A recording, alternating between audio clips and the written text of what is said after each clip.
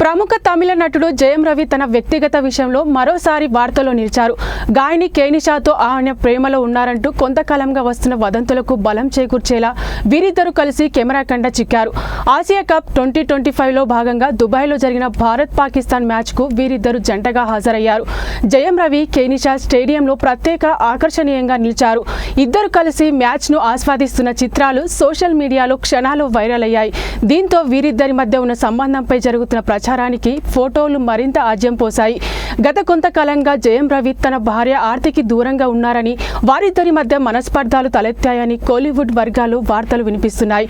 ఇదే సమయంలో సింగర్ కేనిషాతో ఆయన సన్నిహితంగా ఉన్నారని, త్వరలోనే వీరిద్దరు వివాహం చేసుకోబోతున్నారని కూడా ప్రచారం జరుగుతోంది. ఇప్పటి వరకు ఈ వార్తలపై అటు జయం రవి గాని, ఇటు కేనిషా గాని స్పందించలేదు. అయితే ఇప్పుడు ఏకంగా దుబాయ్లో జరిగిన అంతర్జాతీయ మ్యాచ్లో బహిరంగ కలిసి కనిపించడంతో వీరిద్దరి ప్రేమాయణం నిజమేనని నెటిజన్లు అభిప్రాయపడుతున్నారు. వీరి బంధం తర్వాతి దశకు చేరుకుందనడానికి ఇదే నిదర్శనమని సోషల్ మీడియాలో కామెంట్లు వెల్లువెత్తుతున్నాయి.